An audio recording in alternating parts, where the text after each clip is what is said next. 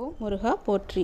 ஓம் சரவண பவ. என் அன்பு குழந்தையே, உனக்காக இந்த முருகன் இருக்கின்றேன். நீ எதற்கும் கலங்கக்கூடாது, பயப்படவும் கூடாது, எதை கண்டும் எதற்காகவும் பின்வாங்கவும் கூடாது. உன் எதிர்பார்ப்புகள் நிறைவேறும் நேரம் இது.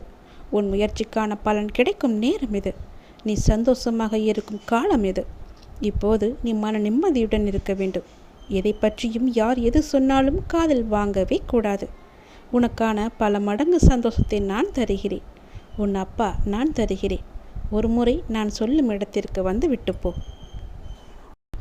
முருகன் இருக்க எதற்கும் நீ பயப்படாதே. உன் முருகன் ஒரு இடத்தை காமிக்கின்றேன். அந்த இடத்திற்கு போ. அங்கு என்னுடைய கோவில் இருக்கின்றது. அங்கு போனால் உனக்கான உதவி கிடைக்கும். உன் பிரச்சனை தீரும். நீ கேட்டது எல்லாமே கிடைக்கும். உன் மனவலியும் குறையும். என்னை தள்ளிவிட்டு போகாதே. நான் சொல்லும் இடம் தெற்கு திசை நோக்கி இருக்கின்றது. அந்த தெற்கு திசையில் உன் வீட்டிலிருந்து தெற்கு திசையை நோக்கி எந்த முருகன் கோயில் இருக்கிறதோ அங்கு நீ செல். உன் வாழ்க்கையில் எதிர்பாராத ஒரு திருப்பம் அங்கு ஏற்படும். நீ நிம்மதியாக இருக்கலாம். எல்லாம் நன்மைக்கே. என்னை நம்பு. உன் நம்பிக்கையும் பொறுமையும் உன்னுடைய வாழ்க்கையை வெற்றி என்ற திசையில் நிச்சயமாகவே பயணிக்க வைக்கும். உன் அப்பா நான் சொல்கிறேன் அல்லவா, நல்லது நடந்தே தீரும். எந்த நொடியும் மாற்றம் வரும். நீ கவலைப்படாமல் இரு. உனக்கான வழி பிறந்து விட்டது. உனக்கென்று மூடப்பட்ட கதவுகள் எல்லாம் இப்போது தானாக திறக்கப் போகிறது. இனி எல்லாமே சுபமாக நடக்கப் போகிறது. இது போதே உனக்கு நல்ல விஷயம் நடக்கப் போகிறது. தேவையில்லாமல் நீ உன்னை வருத்தி கொள்ளாதே. நீ உன் வாழ்க்கையில் தத்தளித்து கொண்டு இருக்கிறாய் என்பதை நான் அறிவேன். உன்னை எனது கரம் கொண்டு இறுக பிடித்து காப்பாற்றிக் கொண்டிருக்கிறேன். இன்னும் சில நாட்களில் அனைத்தும் மாறும். உனது எண்ணங்கள் அனைத்துமே நிறைவேறப் போகிறது. எல்லாம் தவறாக நடக்கிறதே, என்ன செய்வது என்று நினைக்காதே. நிதானமாக யோசித்து செயல்படு. அவசரப்படாமல் பொறுமையாக இரு. உன்னை விட்டு யார் விலகினாலும் அதையே நினைத்து நீ கவலைப்படாதே. எல்லாமே நன்மைக்கே என்று எடுத்துக்கொள். யார் உன்னை வெறுத்தார்களோ, யார் உன்னை உதாசீனப்படுத்தினார்களோ, யார் உன் நம்பிக்கையை எல்லாம் கெடுத்தார்களோ அவர்கள் முன் நீ வளர்ச்சி அடைந்து உன் வாழ்வில் வெற்றி பெறப் போகிறாய். கவலைப்படாமல் இரு. நான் இருக்கிறேன். உனக்கு கோபம் வேண்டாம். உனக்கு வரும் அனைத்தையும் நான் ஏற்பேன். என் அனுமதி இல்லாமல் எதுவுமே நடக்காது. அதனால் கலங்காதே. அனைத்துமே பொடி பொடியாக போகிறது. உன்னுடைய மனம் தெளிவாகும் நேரம். இழந்ததையெல்லாம் மீண்டும் பெறும் நேரம். என் செல்ல பிள்ளையான உனக்கு எந்த குறையும் ஏற்படாமல் நான் உன்னை பாதுகாப்பேன். உனது வாழ்க்கைக்கு நானே பொறுப்பு. நல்லதே நடக்கும் உனக்கு. நீ முதலில் உன்னை நீ அறிந்து கொள். உலக வினை தன்னாலே நடைபெறும். நான் நடத்துவேன். நான் நடத்தி காமிப்பேன். நான் நடத்தி கொண்டும் இருக்கிறேன். நீ சாட்சியாக மட்டும் இரு. நான் எப்பொழுதுமே உன்னிடம் கூறிக்கொண்டே இருக்கிறேன். எதிலுமே முன் நிற்காதே. உடல் என்றால் நோய் வரும், மூப்பு வரும், மரணம் வரும். இது நிரந்தர உண்மை. எப்போதுமே உள்ளது. மாற்றமே இல்லாதது. இந்த உண்மையை நாம் மறுதலிக்கும் போது துன்பப்படுகிறோம். உண்மைக்கு எதிராக உலகம் இருக்க வேண்டும் என்று நம் எதிர்பார்ப்பு நமக்கு துன்பத்தை தான் தருகிறது.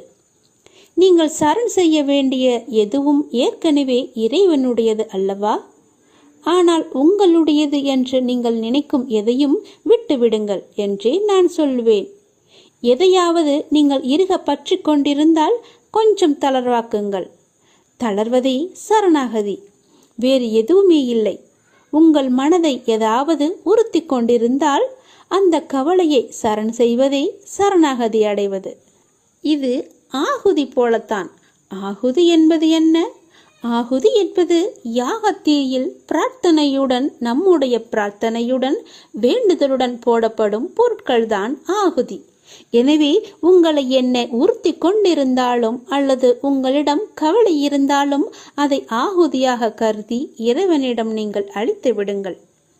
எதை உங்களால் சமாளிக்க முடியவில்லையோ, எது உங்களுக்கு பாரமாக இருக்கிறதோ, எதை சுமப்பதால் நீங்கள் சோர்வடைந்து இருக்கிறீர்களோ அதை அப்படியே போட்டுவிட்டு சென்றால் போதும். அந்த யாகத்தீயில் போட்டு விடுங்கள். சரணாகதி என்பதன் பொருள் இதுதான். இல்லை என்றால் சரணாகதிக்கு என்ன இருக்கிறது? உங்கள் உடம்பு என்பது இறைவனுடையது, உங்கள் மனம் கூட இறைவனுடையதுதான். எல்லாமே இறைவனுடையது. ஆனால் இது உங்களுடையது என்று நீங்கள் நினைக்கிறீர்கள். எனவே எல்லாமே போகட்டும். இறுக்கம் தளர்ந்து புன்னகை செய்தால் போதும், எல்லாமே சாதாரணமாகிவிடும்.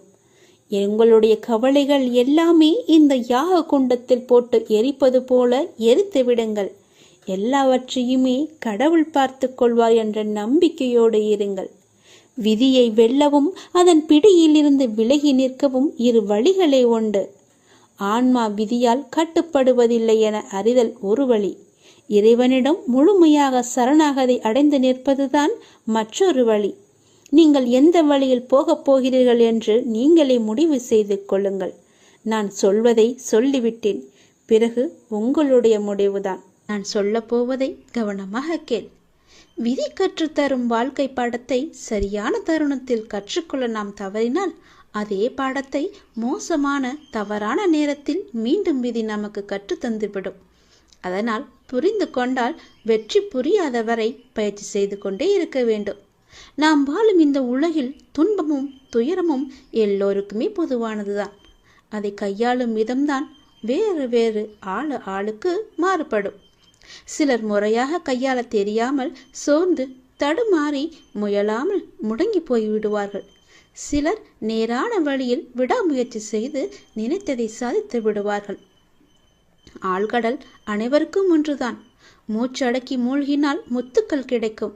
வலிமையுடன் வளைந்து வலை வீசினால் மீன்கள் கிடைக்கும். இரண்டையும் செய்ய முன்வராமல் கரையை மட்டும் தொட்டால் கால்கள் மட்டுமே நனைந்து ஈரமாகும்.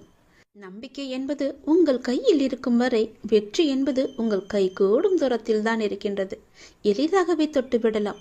உங்களை நிராகரித்த இடத்தில் நிராகரிக்கவே முடியாத அளவிற்கு வளர்வதுதான் உண்மையான வளர்ச்சியின் வெற்றியாகும். சோதனைகளால் மனதை பலப்படுத்த முடியும். தோல்விகளால் முயற்சியை மேம்படுத்த முடியும். வெற்றிகளால் அடக்கத்தை கற்றுக்கொள்ள முடியும். வெற்றியை விட பல சந்தர்ப்பங்களில் முயற்சிகள் மிகவுமே அழகானவை. முடிவே இல்லாத ஒரு வார்த்தை முயற்சி மட்டுமே. கோடி முறை பயிற்சி செய்தாலும் ஒரு முறை முயற்சி செய்தால்தான் பலனை நம்மால் அடைய முடியும். தேடாத போது கிடைப்பதும் தேடும் போது தொலைப்பதும் வாய்ப்புகளை மட்டுமல்ல, உங்களுடைய வாழ்க்கையையும் தான். நான் சொல்வது உங்களுக்கான வாழ்க்கைக்கான பாடம். இது நீ எடுத்துக்கொள்வதும் எடுத்துக்கொள்ளாமல் கைத்தட்டி விட்டு போவதும் உன்னுடைய மனதில் தான் இருக்கிறது. அதை நீ எடுத்துக்கொள்ளும் விதத்தில் தான் இருக்கிறது. நான் சொல்வதை ஒரு முறைக்கு இருமுறை கேட்டால் உன் வாழ்க்கை நல்லபடியாகவே அமையும். இந்த சிக்கல்களும் இல்லாமல் அதை நகர்த்தி கொண்டு செல்வதற்கான ஒரே வழிகளை தான் நான் இப்போது உனக்கு சொல்லிக் கொண்டிருக்கிறேன். தனியாக நீந்தி கரை சேர கற்றுக்கொண்டால் உங்கள் எதிர்காலத்தை நீங்கள் வளமானதாக மாற்றலாம். தொடர்ந்து செயல்பட்டு கொண்டே இருங்கள். வெற்றி கிடைக்கவில்லையே என்று ஓய்ந்து போய்விடாதீர்கள். ஓய்ந்து போய்விட்டால் உன்னால் எதுவுமே செய்ய முடியாது. முயற்சி செய்து கொண்டே இரு. கண்டிப்பாக வெற்றி கிடைத்தே தீரும். என்ன, கொஞ்சம் நாட்கள் தான் ஆகும். கவலைப்படாதே. கண்டிப்பாக அந்த வெற்றி உனக்காக மட்டுமே இருக்கிறது என்பதை நம்பி நம்பிக்கையோடு துணிச்சலாக இறங்கு. இதை நீ செயல்படுத்தினால் வாழ்க்கையில் முன்னேறலாம். இன்று உனக்கு 10 மடங்கு அதிர்ஷ்டம் உன்னை தேடி வரும்படி ஒரு நல்லதை நான் கொண்டு வந்திருக்கிறேன். தவற விட்டு விடாதே. பிறகு நீதான் வருத்தப்படுவாய். என் அன்பு குழந்தையே, உனக்குள் நேர்மறை எண்ணங்கள் குறைந்து எதிர்மறை எண்ணங்கள் நிறைந்துள்ளதால் நீ முடிவு எடுக்க மற்றும் செயல்பட அச்சப்பட்டு கொண்டிருக்கின்றாய். நான் உனக்கு துணையாக இருக்கும் என்று எப்படி தைரியமாக முன்பு முன்னேறுவாயோ இப்போதும் அது போன்று நீ முன்னேறி செல்ல முயற்சி செய். பற்றிலிருந்து வெளிவந்து பற்றற்று நீ செயல்படு. அப்போது எது உனக்கு நன்மையோ அதை உனக்கு நான் கிடைக்கச் செய்கின்றேன். என் மீது உனக்கு நம்பிக்கை இருந்தால் நீ வாழ்வில் வரும் சிறு சிறு சறுக்களை கண்டு அச்சமின்றி உன்னுடைய லட்சியம் எதுவோ அதை நோக்கி நீ நடப்போட முயற்சி செய். நிச்சயம் நல்லது நடக்கும். என்னை எப்படியாவது இன்று வந்து தொட்டுவிடு. 10 மடங்கு அதிர்ஷ்டம் உன்னை தேடி வரப்போகிறது. தவற விட்டு விடாதே. பிறகு நீதான் வருத்தப்படுவாய். நான் சொல்வது புரிகிறதா? என்னை கும்பிட்டும் உனக்கு துன்பங்கள் தொடர்கிறது என்ற கவலையெல்லாம் இனி உனக்கு வேண்டாம். என்னுடைய கணக்கு வேறு. என கணக்கு வைத்திருப்பவர் நான் அல்லவா? அப்பொழுது நீ யாரும் எட்ட முடியாத உச்சநிலையை நிச்சயம் அடைவாய். உன்னுடைய கணக்கை நான் எழுதி வைத்து விட்டேன். நன்மைகள் அவ்வப்போது இடைவெளி விட்டு நடக்கும். உனக்கு சில நாட்கள் உனக்கு நன்மையாக இருக்கவில்லை என்றும் மனதில் பாரம் குறையவில்லை என்றும் என்னிடம் முறையிட்டாய் அல்லவா? அது மாறப்போகிறது. உன் முகத்தில் புன்னகை தாண்டவமாடப் போகிறது. நீ மீண்டும் புத்துயிர் பெற்றது போல எழுந்து வரப்போகின்றாய். அடுத்தடுத்து மீண்டும் எல்லா நன்மையாகவே நடக்கப் போகின்றது. ஆனாலும் நீ என் நாமத்தை கூறி ஜெபம் செய்து கொண்டே இரு. இடைவிடாது தொடர்ந்து கொண்டே இரு. அது உன்னுடைய நன்மையான நாட்களை அதிகரிக்கச் செய்யும். உன்னுடைய துக்க நாட்களை குறைக்கச் செய்யும். நான் சொல்வது புரிகிறதா? எல்லா நன்மைகளுமே உன்னை தேடி வந்து கொண்டிருக்கிறது. எதை பற்றியும் இனி கவலைப்பட வேண்டிய அவசியமில்லை. நீயோ ஒரு குழப்பத்திலிருந்து உன்னுடைய மனமானது வெளிவருகின்றது. மீண்டும் வேறொரு குழப்பத்தில் சென்று மாட்டிக்கொள்கிறது. இது எதனால் என்று யோசித்து பார்த்தாயா? இது எல்லாமே நீதான் காரணம். வாழ்க்கையில் நிகழ்வுகள் தொடர் சங்கிலியாக நிகழ்ந்து கொண்டே இருக்கும். என்னை நம்பி இருக்கும் உன்னை ஒவ்வொரு பிரச்சனைகளிலிருந்தும் நான் அடுத்தடுத்து விடுவித்துக் கொண்டுதான் வருகின்றேன். ஆனால் நீதான் அதை உள்மனதாக ஏற்றுக்கொள்ள முடியாமல் தவித்துக் கொண்டிருக்கின்றாய். இன்னும் என் பிரச்சனை முடியவில்லை என்ற கோணத்திலேயே நீ என்னை பார்த்து கொண்டிருக்கின்றாய். உன் மனம் ஒன்றிலிருந்து மற்றொன்றை கண்டு குழம்பி தவித்து போகின்றது. இதுவும் சரியாகும். விரைவாகவே எல்லாமே சரியாகும். நான் உனக்கு துணை இருக்கிறேன். கவலைப்படாதே. எல்லாம் நல்லதாக நடக்க நான் உனக்கு ஆசிகள் வழங்குகின்றேன். இன்று என்னை எப்படியாவது வந்து பார்த்துவிடு அல்லது தொட்டுவிடு. 10 மடங்கு அதிர்ஷ்டம் உன்னை தேடி வந்து கொண்டிருக்கிறது. தவறவிட்டு பிறகு வருத்த பார்ப்பு இல்லாது ஆத்மார்த்தமான அன்பினால் இறையை தொழும்போது அந்த இறைவன் உங்களுக்கு எளிதாகவே காட்சி தருவார். அன்பு ஒன்றுதான் இந்த உலகத்தில் நிரந்தரமாக இருக்க வேண்டும். இந்த உலகை ஆளக்கூடிய ஒற்றை சொல் அன்பு. அன்பால் மாற்ற முடியாதது என்று இந்த உலகத்தில் எதுவுமே இல்லை. அன்பு என்ற ஒன்று உங்களிடம் அதிகமாக இருந்தால் உங்களுக்குள் கடவுள் தன்னை உருவேற்றி தானாகவே அதில் வந்து அமர்ந்து விடுவார். ஒரு நாளில் எதை பற்றி நீங்கள் அதிகமாக சிந்தித்துக் கொண்டு இருக்கின்றீர்களோ நீங்கள் அதுவாகவே மாறிவிடுவீர்கள். முடிந்தவரை கோபம், பொறாமை, வெறுப்பு போன்ற எண்ணங்களை விடுத்து அன்பால் நிரம்பி நல்ல எண்ணங்களை மனதால் நீங்கள் சிந்தியுங்கள். நாம் அளிக்கும் அன்பை மீண்டும் எதிர்பார்க்கும் பொழுதுதான் நாம் ஏமாற்றம் அடைகின்றோம். எந்த எதிர்பார்ப்புமின்றி நீங்கள் அன்பு செலுத்துங்கள். எந்த நிபந்தனைகளுமின்றி எதிர்பார்ப்புகளுமின்றி எல்லோரிடமும் அன்பை அளியுங்கள். அப்பொழுது உங்கள் உலகமே உங்களுக்கு புதிதாக தோன்றும். குறிப்பாக பார்த்தால் உங்களை நீங்களே அளவற்ற அன்பு செய்யுங்கள். உங்களை நீங்களே அன்பு செய்தால் தேவையற்ற எண்ணங்களை உங்கள் மனதிற்குள் திணித்து உங்களை நீங்களே கஷ்டப்படுத்திக் கொள்ள மாட்டீர்கள். உங்களுடைய ஆரோக்கியத்தை கெடுத்துக் கொள்ளவும் மாட்டீர்கள். உங்கள் ஆரோக்கியம்தானே உங்களுக்கு நல்லது. அன்பு குறையும் பொழுதுதான் குற்றங்கள் பெரிதாக பார்க்கப்படும். குடும்பத்தில், தொழிலில், நண்பர்களுடன், தெரிந்தவர், தெரியாதவர், விலங்குகள், பறவைகள், தாவரங்கள், பஞ்சபூதங்கள் இவை எல்லாவற்றுக்கும் அடிப்படையான இறைவன் என்று அனைவரிடமும் அன்புடன் நாம் இருப்போம். பல மடங்காக மீண்டும் அன்பை நாம் பெறுவோம். அன்புதான் உங்கள் பலவீனம் என்றால் நீங்கள் தான் உலகிலேயே மிக பெரிய பலசாலி. அதை நீங்கள் புரிந்து கொள்ளுங்கள். வெறுப்பது யாராக இருந்தாலும் நீங்கள் அனைவரையும் நேசித்து நாமாக வாழ்ந்து வருவோமே. நேசிப்பது நாம் தான் என்று சந்தோஷமாக வாழ்ந்து வருவோமே. உங்கள் வாழ்க்கையை நீங்கள் அன்பால் நிரப்பி பாருங்கள். உங்கள் வாழ்க்கையில் எவ்வளவு சந்தோஷமான பூக்களை சந்தோஷமாகவே பறிப்பீர்கள் என்று. உங்கள் வீடு, உங்கள் தோட்டம், உங்கள் இல்லம், உங்கள் சுற்றியுள்ள அனைத்துமே சந்தோஷத்தால் நிரம்பி வழியும். அதனால் யாரிடமும் அன்பு செலுத்த நாம் தவற வேண்டாம், மறக்கவும் வேண்டாம். உங்கள் மனதில் எதையோ நினைத்து கவலைப்பட்டு கொண்டிருக்கவும் வேண்டாம். இதை பற்றியும் நீங்கள் கவலையும் படாதீர்கள். என்னை நினைத்து உங்கள் வீட்டில் ஒரே ஒரு விளக்கு ஏற்று. உன்னுடைய மனநிலையை நான் மாற்றி காமிக்கின்றேன். உன் மனம் முழுவதும் நானே வந்து அமர்ந்து அந்த இடத்தில் அன்பை பொழிய வைக்கின்றேன். அன்பு பொழிந்து விட்டால் போதும், உன் இல்லமும் மனமும் சந்தோஷத்தில் பூத்து குலுங்கும். எனக்காக ஒரே ஒரு நாளாவது உன் வீட்டில் விளக்கு ஏற்றிவை. உன் மனநிலை மாறி சந்தோஷமாக இருப்பதை நீயே பார்ப்பாய். உனக்கு நிம்மதி இருக்கும். மனம் தளராது. நீ உயரமாக வளர்ந்து ஜோதியை போல ஜொலிக்கப் போகிறாய். சந்தோஷமாக இரு. என் அன்பு குழந்தையே, நான் என் மீது உனக்கு சத்தியம் செய்து தருகிறேன். இந்த சத்தியமானது என் மீதானது அல்லவா? கண்டிப்பாகவே இந்த சத்தியம் உனக்கு பலிக்கும், நிச்சயம் நடக்கும். இது கேட்டு முடித்த 10வது நிமிடத்திலேயே நடக்கும். மிக பெரிய அதிர்ஷ்டம் உன் வீடு தேடி வரும். நீயே எனக்கு நன்றி சொல்ல போகின்றாய். சந்தோஷமாக அதை அனுபவிக்க இந்த நொடி முதலே நீ அனுபவித்துக் கொள்ள எல்லாவற்றையும் நீ தயாராக வைத்துக்கொள். இது என் மீது சத்தியம். உன்னுடைய குறைகளை எல்லாம் தீர்த்து வைக்கவே நான் இருக்கின்றேன். நீ கலங்காதே. நீ மனமுடைந்து சிந்தும் கண்ணீர் துளிகளுக்கு மதிப்பு அதிகம். அதை இரக்கம் இல்லாத மனிதர்களிடம் நீ காட்டாதே. உனக்காகவே என் மனவாசல் என்றுமே திறந்து இருக்கின்றது. என்னுடன் உன் சுக துக்கங்களை நீ பகிர்ந்து கொள். என்னுடன் பேசும் பழக்கத்தை நீ ஏற்படுத்திக்கொள். உனக்கு இனி ஒவ்வொன்றாகவே நல்லது தொடங்க போகிறது. நீ பட்ட துன்பங்கள் எல்லாமே அனைத்துமே இந்த நொடி முதலே முடிந்து விட்டது. நான் உனக்காக வருகின்றேன். உனக்காக மட்டுமே நான் வருகின்றேன். கலங்காதே.